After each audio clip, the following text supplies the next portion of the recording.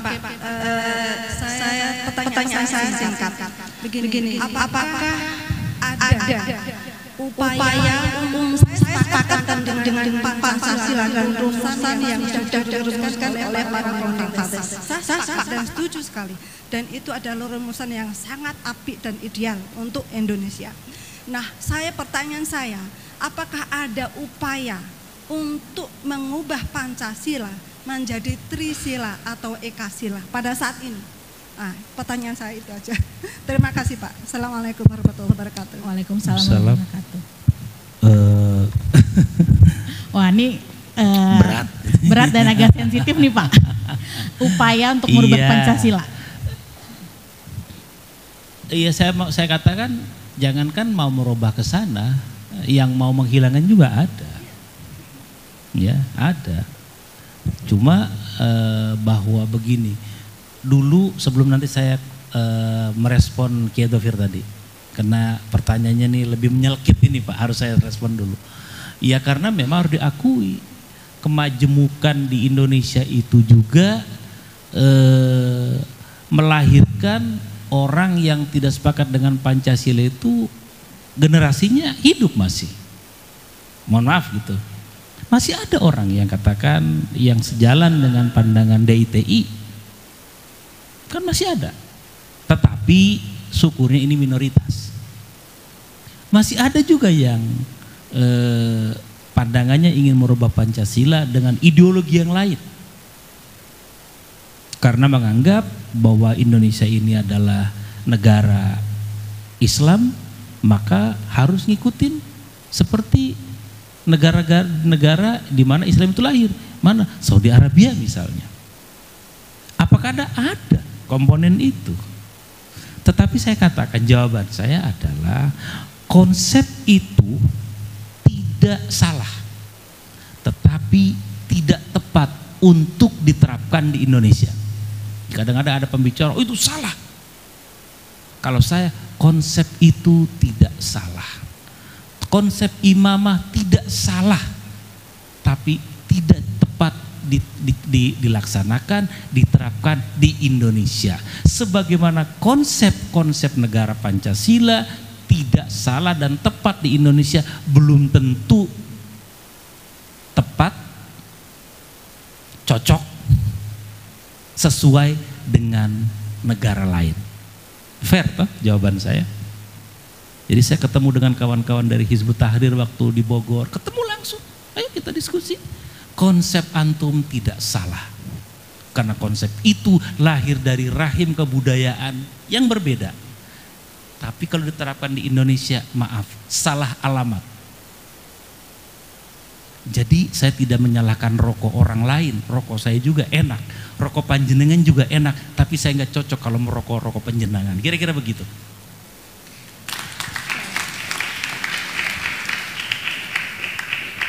Karena Bung Karno itu, Pancasila lahir dari rahim kebudayaan, tradisi, nilai, kebiasaan bangsa Indonesia. Betul kalau tadi Kiai Dhofir mengatakan betul, Bung Karno minta masukan kepada sahabatnya, ya gurunya, yaitu Hadratus Syekh Hasyim Asy'ari. Walaupun ketika pendeklarasian beliau di Jawa Timur, tapi ada Kiai Ahmad Sanusi yang itu juga merupakan ulama dan Nahdlatul Ulama yang satu pandangan bahwa Indonesia yang lebih maslahat untuk Indonesia adalah konsepnya Pancasila, karena Pancasila itu tidak bertentangan dengan ajaran-ajaran pokok agama Islam. Bicara keadilan, agama apa yang tidak bicara keadilan? Terlalu banyak surat-surat ataupun narasi keadilan dalam Al-Quran. Bicara musyawarah, Al-Quran juga mengajarkan wasyawirhum fil amri, bermusyawarahlah. Bicara tentang toleransi, Al-Quran pun mengajarkan toleransi, lakum dinukum waliyadin. Bicara persatuan, Al-Quran pun mengajarkan wa'tasimu bihablillahi jami'an wa la tafarraqu. bicara tentang kemanusiaan, terlalu banyak pesan-pesan kemanusiaan. Makanya para ulama ketika itu, ulama di Nahdlatul Ulama dan juga di Muhammadiyah, Bagus mengatakan setelah di kalangan Muhammadiyah terjadi pergolakan luar biasa, terbelah mereka juga. Akhirnya Pancasila ini yang terbaik untuk Indonesia ketika itu dan yang akan datang. Upaya itu ada dalam negara demokrasi, boleh. Kita tidak boleh membinasakan orang yang berbeda pandangan dengan kita. Tapi yang penting adalah kita selalu mendakwahi mereka, memberi pengertian agar mereka mempunyai pandangan yang sama kalau bisa. Kalau tetap tidak sama pandangannya, kita saling menghormati, agree to disagree, sepakat untuk tidak sepakat. Inilah prinsip demokrasi. Walaupun beda pandangan dengan saya, ibu dijamin pulang ke kampung aman, tidak akan dihilang nyawanya. Itu prinsip demokrasi. Itu hanya ada di Indonesia. Di Timur Tengah pemilunya rusuh, bahkan terjadi berdarah-darah. Di kita Pilpres, bayangkan negara yang gedenya kayak Indonesia kemarin, walaupun perbedaannya luar biasa, tidak ada nyawa melayang. Kalaupun melayang itu karena kelelahan, kata Pak Dhafir, kecapean karena kurang nggak makan, semangat menghitung, akhirnya sakit. Tapi tidak ada orang ditembak gara-gara beda pilihan politik.